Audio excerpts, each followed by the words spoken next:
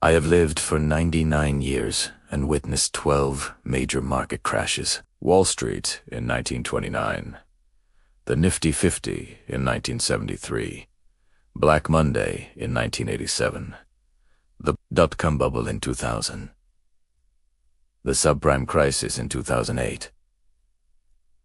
Before every crash, the market always gave a signal, not in the news, not in the data, but in human behavior. The signal is actually very simple, so simple that you might think I am joking. But I promise you this, if you learn to recognize it, you can get out safely before disaster arrives. The first signal, everyone starts saying, this time is different. When I was 5 years old, the world collapsed. It was the Wall Street stock market's crash of October 1929. I still remember the sight, men in neat suits holding signs that said willing to work for food, lining up on street corners for aid. A year earlier, those same men were talking about stocks, a new era, and permanent prosperity. Now, even dinner was a problem. My father was a lawyer in Omaha. Our family was more fortunate than most. At least, we could still eat. But I watched the neighbors move away one by one, shops close, and fear carve itself into my bones. We had a neighbor named Mr. Tom, a real estate developer. At 55, his wealth had reached $2 million. In 1928, at a dinner party, he said to my father, "This time, it's truly different. America is entering a new era. The logic of stock valuation has changed." My father asked what had changed. He replied, "Radios, automobiles, electricity. These new technologies will change the world forever. The old valuation methods are obsolete."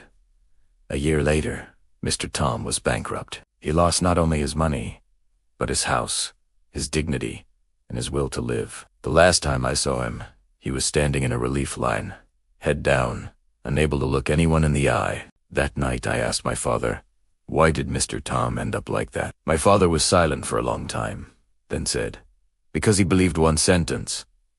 This time is different." I never forgot that scene. Mr. Tom's empty stare, his trembling hands. He did not die from poverty. He died from believing that this time was different. And throughout my life, I found that these 4 words are the most common lines spoken before every market collapse. In 1973, people said the Nifty 50 stocks were the new era's blue chips. Valuation did not matter. They would grow forever. The result was a 50% market decline. In 2000, people said the internet changed everything. Profitability did not matter. Clicks were the new standard. The Nasdaq fell 78%. In 2008, people said housing prices would never fall. Financial engineering was too sophisticated.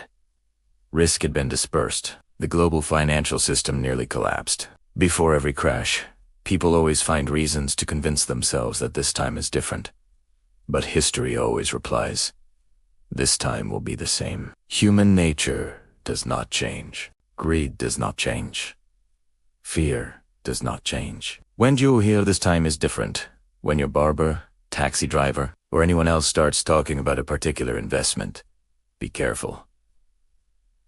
It does not mean the market will crash tomorrow, but it does mean you are in the danger zone, because history does not repeat itself, but it rhymes. And this time is different is the loudest rhyme before a collapse. The second signal, leverage starts to spiral out of control.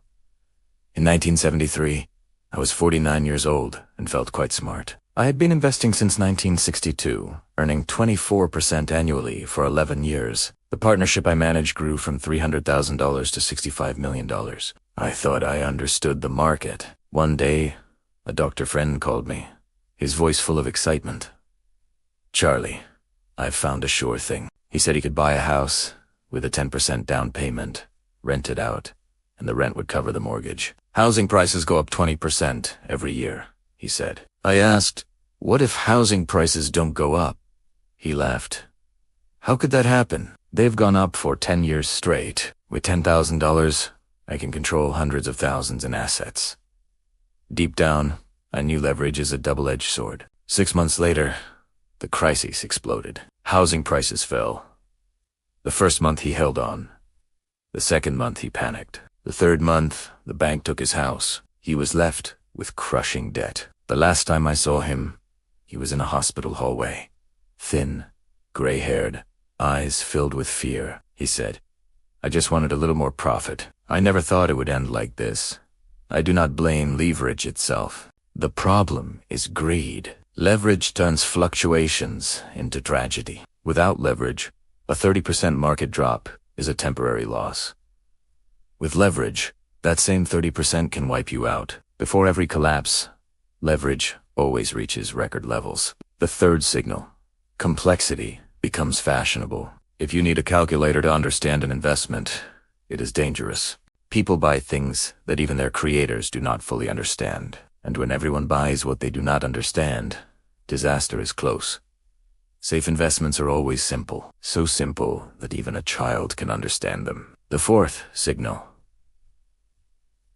newcomers flood the market. When barbers, taxi drivers, students, homemakers, or anyone who is not a professional investor starts discussing stocks or real estate, it marks the peak of the bubble, not because they are foolish, but because when everyone is already in, there are no new buyers left. And without new buyers, prices can only fall. Newcomers always enter last and get hurt first. The fifth signal: fundamentals are ignored. In every bubble, people invent new valuation methods to justify absurd prices. They say, profits do not matter. Cash flow does not matter. Old valuation models are irrelevant, but fundamentals never become obsolete. The value of a business is determined by its future cash flows. Period. When fundamentals are ignored, the bubble is inflating. The sixth signal: fear disappears. Fear is the market's emergency brake. When people stop being afraid, they start taking foolish risks. A market without fear is a minefield. When volatility is extremely low, when credit spreads are razor thin, when everyone says investing is easy, disaster is drawing closer. Final thoughts and advice in my 99 years and 12 crashes. These signals have always appeared. Not all of them. 3 or 4 are enough. If you see them today, do not panic, but be alert. Check your leverage. Reduce it. Check your investments. If you do not understand them, sell. Hold cash for opportunities after the crash. Stay right. Do not be ruled by fear or greed. A market crash is not the end of the world. It is simply a redistribution of wealth, from the impatient to the patient, from the emotional to the rational. If you can recognize the signals before the crash, stay calm during the crash, and act decisively after the crash. Then every crash becomes an opportunity to build wealth. That is not theory. It is the result of 99 years of experience. When the next crash comes, I hope you are not the victim, but the beneficiary. The choice is yours.